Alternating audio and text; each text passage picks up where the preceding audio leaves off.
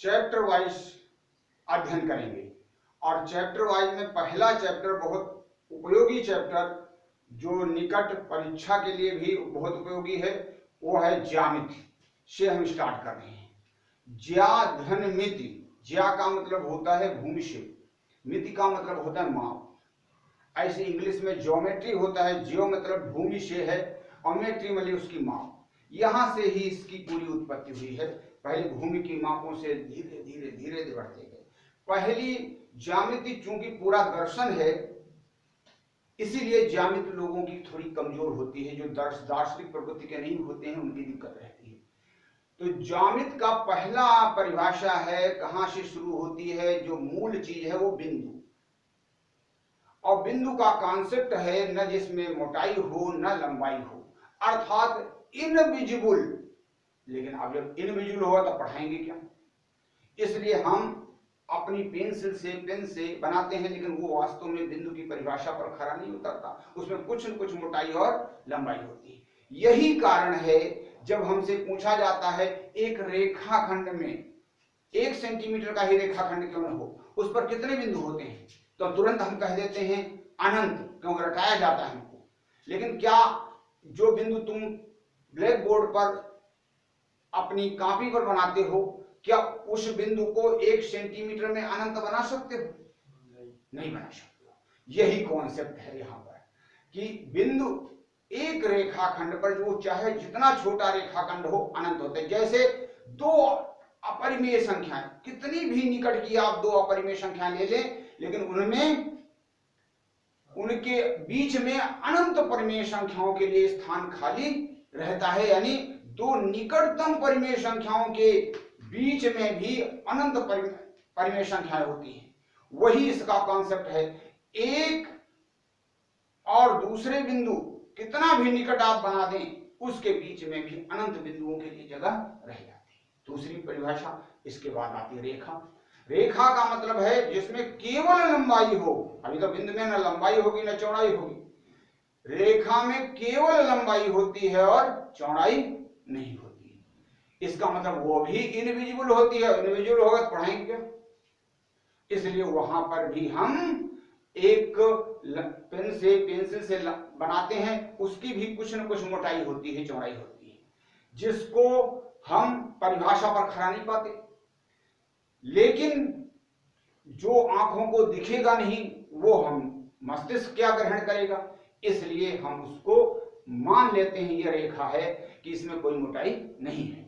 अब हम एक प्रश्न आता है, एक समतल पर, यानी एक कागज का पन्ना ही हो, छोटा सा समतल, वैसे तो अनंत लंबाई का समतल लिया जा सकता है। एक समतल पर अनंत रेखाएं खींची जा सकती है।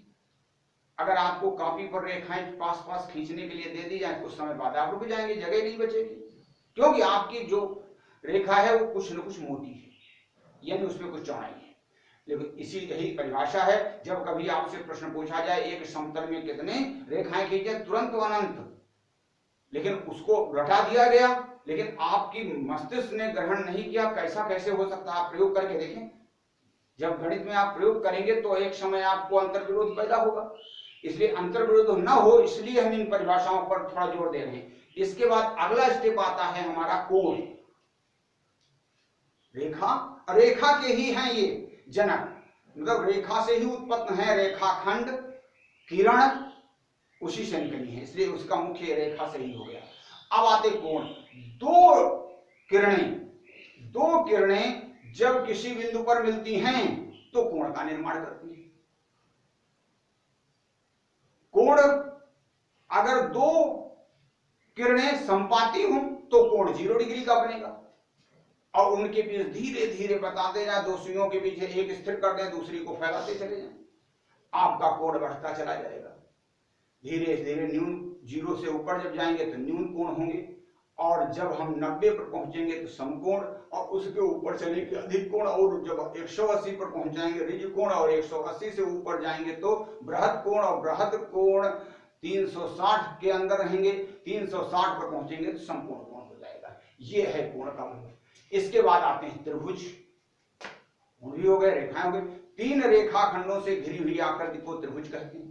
त्रिभुज की प्रॉपर्टी है कि उसके बहिष्कोण का मान सामने वाले दोनों अंतःकोणों के योग के बराबर होता है। ऐसे उसमें बहुत सी परिभाषाएं हैं। तीनों कोणों का योग, त्रिभुज के तीनों कोणों का योग 180 होता है। फिर और आगे बढ़ते हैं तो पहुंचते हैं चतुर्भुज में। चतुर्भुज में चक्रीय चतुर्भुज भी आते हैं, जो वृत्त के जिसके सभी शीर्ष वृत्तकोण होते हैं, और चक्रीय चतुर्भुज के सम्मुख कोणों का योग 180 होता है। ये सब प्रमेय हैं। हमारी छोटी क्लासों में 8 में प्रमेय सीधी सीधी दी हैं, 9 और 10 में उनका प्रूविंग के साथ सिद्ध करके दिया गया है। अब उनको आपको विधिवत पढ़ना पड़ेगा, उन पर जोर देना पड़ेगा, और फिर हम जब समय देते हैं आपको पूछने का तो आप प्रश्न को ही पूछ सकते हैं उस दिन, तो उनका आपका समाधान किया जाएगा। अब देखें, हम आज कुछ प्रश्न लेते हैं। 5 प्रश्नों को लेकर आपको इस चैप्टर को समझाने की कोशिश करते हैं। आपने 60 में इसको समझ लिया। अब देखें, पहला प्रश्न है इसका, त्रिभुज PQR। त्रिभुज PQR में दिया हुआ यश और टी क्रमशः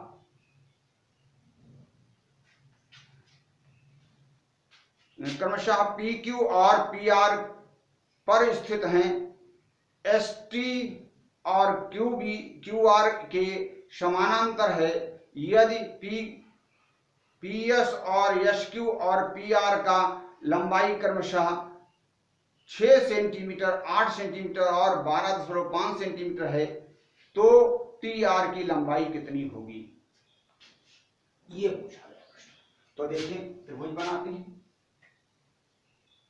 ये त्रिभुज आपका बना है, इसको कहा गया है PQR त्रिभुज है आपका, और उसके बाद दिया है यश और टी इस पर है। ये हमारा यश हो गया और ये हमारा टी हो गया। एक इस पर है, एक इस पर है, दोनों को मिला दें। कहा गया है यश टी किसके समांतर है, क्यूआर के। एस और टी क्यूआर के समांतर है। अब आप जैसे इस प्रश्न को देखेंगे तो आपको कक्षा 10 में पढ़ी हुई पहली प्रमेय आएगी, आधारभूत आनुपातिक प्रमेय, जिसको इंग्लिश में बेसिक प्रोपोर्शनैलिटी थ्योरम कहते हैं, 60 में बीपीटी के नाम से जानते हैं। इसको थेल्स गणितज्ञ ने तैयार किया था, इसलिए इसको थेल्स प्रमेय के नाम से भी जानते हैं। और इसका विस्तार के अंतर्गत प्रश्न आते हैं। तो पहला क्या है, यदि किसी त्रिभुज में एक भुजा के समांतर कोई रेखा खींची जाए तो वह क्या करती है, इसको समान अनुपात में बांटती है जी, यानी PS बटे SQ PT बटे TR, अथवा PS बटे PQ PT बटे PR, अथवा SQ बटे PQ TR बटे PR। इस सब में समान अनुपात होता है, वही इसमें आधार है। अब इसके मान दिए हुए हैं हमारे, ये है हमारी कितनी 6, ये हमारी 6 हो गई, और उसके बाद दूसरी 9 है, ये हमारी 9 यहां पर दी है, और इधर हमारा पूरी कितनी दी है 12.5, और इसके बाद हमें निकालना क्या है वो देखें, कितनी निकाली TR केवल निकालनी कितनी, यहां से यहां तक क्वेश्चन मार्क बना दीजिए। अब देखिए सीधा प्रश्न आपका हो गया उसी पर। अब यहां पर हम यदि देखें तो ये पूरी कितनी हुई 15 सेंटीमीटर।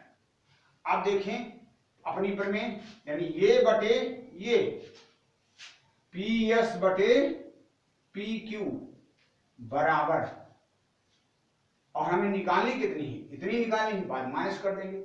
इधर PR PT बटे PR रख दीजिए मान। PS का मान कितना है 6, और PQ का मान 15, 9 6 15 पूरा, और यहां पर PT नहीं पता है, PT निकल आएगी आपकी, और PR कितनी है, PR ये 12.5 है। अब इसको कैलकुलेट करना है आपको, तो 5 से इसको काट सकते हैं, 5 दूनी 10, और 3 से इसको काट दीजिए, यानी 5 आ गया। PT कितनी आई 5, और आपको निकालना है TR, तो TR कितना हो जाएगा, पूरी 12.5 में से 5 निकाल दो, कितनी हुई 7.5 सेंटीमीटर। अगला प्रश्न देखें। इस प्रश्न में दिया यदि त्रिभुज ABC का लंब केंद्र O है तथा कोण BOC 100 डिग्री है तो BAC का मान क्या होगा। अब इस चित्र को देखें। लंब केंद्र क्या होते हैं पहले ये ध्यान रखो। एक त्रिभुज हम यहाँ पहले रफ बना देते हैं ताकि समझ जाओ लंब केंद्र क्या है। केंद्र कितने होते हैं त्रिभुज के अंदर, आज हम पहले इस चीज को पहले केंद्र कितने होते हैं। लंब केंद्र तो इसमें आज प्रश्न है लंब केंद्र वाला, दूसरा केंद्रक डाल दो, तीसरा अंतः केंद्र और चौथा परिकेंद्र।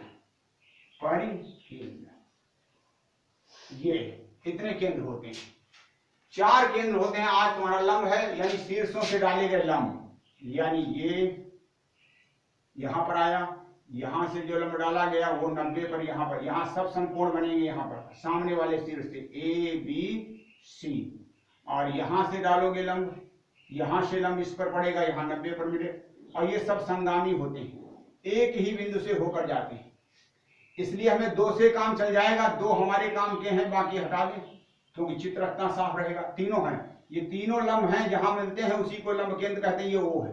अब इसको हटा दें ताकि हमारे प्रश्न को समझने में आसानी रहेगी। ये कोण BOC कितना दिया है 100, ये कोण आपसे पूछा गया है, ठीक रहेगा, ये कोण आपसे पूछा गया है। अब आप ध्यान से देखें, कुछ करना नहीं है, इतना BOC दिया है, ये कोण पूछा गया है, तो आप ध्यान से देखें क्या दिया हुआ इसमें कि ये कितने का है, बोलो 90 का, ये कितने का है 90 का, और ये शीर्षाभिमुख कोण है, कितने हो जाएगा 100। विपरीत कोण भी कर सकते हो, शीर्षाभिमुख कोण बराबर होते हैं। इस तरह से आपको इस चतुर्भुज में देखें, इस चतुर्भुज में, कौन चतुर्भुज है, ADOE चतुर्भुज में ध्यान से देखें, 3 कोण आपको पता है, चौथा कोण निकालना है, अर्थात कोण BAC कितना हो जाएगा, हाँ 90 + 90 + 100, और किसमें से घटेंगे 360, पहले 360 लिखते हैं, BAC बराबर 360 माइनस ये 360 में से 3 कोणों को जोड़कर घटा दें, क्या आया 360 माइनस 280, 180 हाँ 280 घटा दें तो हमारा कोण 80 डिग्री हो गया, बस हो गया।